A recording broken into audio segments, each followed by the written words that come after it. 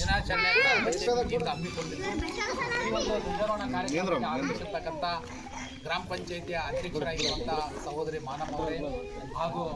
ಈ ಒಂದು ಕಾರ್ಯಕ್ರಮದಲ್ಲಿ ಭಾಗವಹಿಸಿರ್ತಕ್ಕಂಥ ಪಂಚಾಯಿತಿ ಅಭಿವೃದ್ಧಿ ಅಧಿಕಾರಿಗಳಾಗಿರುವಂಥ ಶ್ರೀ ಎನ್ ಹಳ್ಳಿ ಸಾಹೇಬ್ರೆ ಹಾಗೂ ಈ ಒಂದು ಗ್ರಾಮ ಪಂಚಾಯಿತಿಯ ಕಾರ್ಯದರ್ಶಿಗಳಾಗಿರುವಂಥ ಶ್ರೀ ಬಸವರಾಜ ಹಾಗೂ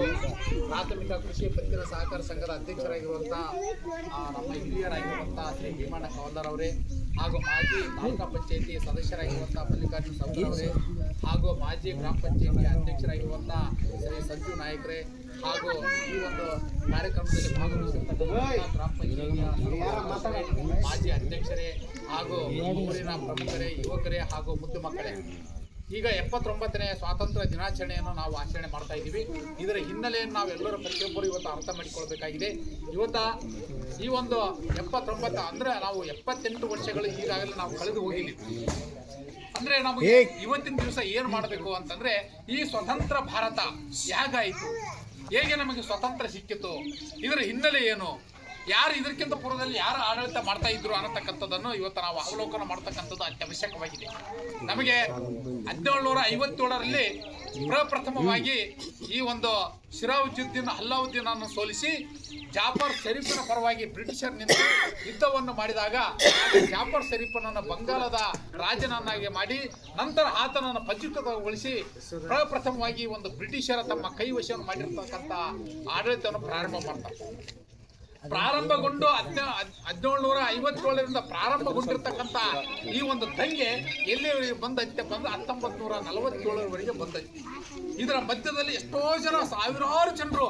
ಈ ಭಾರತ ದೇಶ ಸ್ವತಂತ್ರ ಆಗಬೇಕು, ಬ್ರಿಟಿಷರ್ ನಮ್ಮ ಭಾರತ ದೇಶದಿಂದ ಓಡಿಸಬೇಕು, ನಮ್ಮ ದೇಶಕ್ಕೆ ನಮ್ಮದೇ ಆಗಿರ್ತಕ್ಕಂಥ ಸರ್ಕಾರ ರಚನೆ ಮಾಡಬೇಕು, ನಮ್ಮದೇ ಆಗಿರ್ತಕ್ಕಂಥ ಆಡಳಿತವನ್ನು ನಡೆಸ್ಕೋಬೇಕು ಅಂತಕ್ಕಂಥ ಎಷ್ಟೋ ದೇಶ ಪ್ರೇಮಿಗಳು ಇವತ್ತು ಹೋರಾಟ ಮಾಡಿದರು. ಅಂತಹದರಲ್ಲಿ ಇವತ್ತು ಪ್ರಪ್ರಥಮವಾಗಿ ನೆನಪಿಗೆ ಬರ್ತಕ್ಕಂಥದ್ದು ಯಾರಪ್ಪ ಅಂತಂದರೆ, ಈ ಕರ್ನಾಟಕದಲ್ಲಿ ಸಾಕಷ್ಟು ಜನರಿದ್ದಾರೆ. ಅಲ್ಲಿಂದ ಮಂಗಲ್ ಪಾಂಡೆಯಿಂದ ಹಿಡ್ಕೊಂಡು ಅನಂತರ ಭಗತ್ ಸಿಂಗ್ ಇರ್ಬೋದು, ವೀರ ಸಾವರ್ಕರ್ ಇರ್ಬೋದು, ಖುದಿರಾಮ್ ಬೋಸ್ ಇರ್ಬೋದು, ಹಾಗೆ ಮುಂದೆ ಬಂದಾಗ ಜವಾಹರ್ಲಾಲ್ ನೆಹರು ಇರ್ಬೋದು, ಸರ್ದಾರ್ ವಲ್ಲಭಾಯ್ ಪಟೇಲ್, ಹಾಗೆ ಮತ್ತೆ ಬಂದಾಗ ಮಹಾತ್ಮ ಗಾಂಧೀಜಿಯವರ ಅಹಿಂಸಾತ್ಮಕವಾಗಿ ಒಂದು ಮೌನವಾಗಿರ್ತಕ್ಕಂಥ ಚಳವಳಿಯ ಕ್ರಾಂತಿಯನ್ನು ಮಾಡಿ ಅನಂತರ ಭಾರತ ದೇಶಕ್ಕೆ 1947 ಆಗಸ್ಟ್ 14ರ ಮಧ್ಯರಾತ್ರಿ ಎಂದು 12 ಗಂಟೆಯನ್ನು ನಮ್ಮ ಭಾರತ ದೇಶ ಸ್ವತಂತ್ರ ಆಯಿತು. ಆ ಸಂದರ್ಭದಲ್ಲಿ ಜವಾಹರ್ಲಾಲ್ ಪ್ರಪ್ರಥಮವಾಗಿ ಭಾರತದ ಪ್ರಧಾನಮಂತ್ರಿಯಾಗಿ ಒಂದು ಅಧಿಕಾರ ಸ್ವೀಕಾರ ಮಾಡಿದಾಗ ಅವರ ಒಂದು ಮಾತನ್ನು ಹೇಳ್ತಾ ಇದ್ದಾರೆ, ನಾವು ಈಗಾಗಲೇ ಒಂದು ಹಂತವನ್ನು ಗೆದ್ದಿದ್ದೀವಿ, ನಮ್ಮ ಭಾರತ ದೇಶ ಸ್ವತಂತ್ರ ಸಿಕ್ಕಿತು, ನಾವು ಪ್ರತಿಯೊಬ್ಬರು ಸ್ವತಂತ್ರರಾಗಿದ್ದೀವಿ, ನಮ್ಮದೇ ಆಗಿರ್ತಕ್ಕಂಥ ಒಂದು ಆಡಳಿತ ನಮ್ಮ ಕೈಯಲ್ಲಿ ಬಂದಿದೆ, ನಮ್ಮ ಉನ್ನತವಾಗಿರ್ತಕ್ಕಂಥ ಇಡೀ ವಿಶ್ವದಲ್ಲಿ ಬೆಳಗ್ತಕ್ಕಂಥ ನಮ್ಮ ದೇಶವನ್ನು ನಿರ್ಮಾಣ ಮಾಡಬೇಕಾಗಿದೆ ಅಂತಕ್ಕಂಥ ಮಾತನ್ನು ಹೇಳಿದರು. ಅದಕ್ಕಾಗಿ ಇವತ್ತು ಸಾಕಷ್ಟು ಬದಲಾವಣೆ ಆಗಿದೆ. ನಮ್ಮ ಭಾರತ ದೇಶ ಸ್ವತಂತ್ರ ಆದ ನಂತರ 78 ವರ್ಷದಿಂದ ನಾವು ಇಡೀ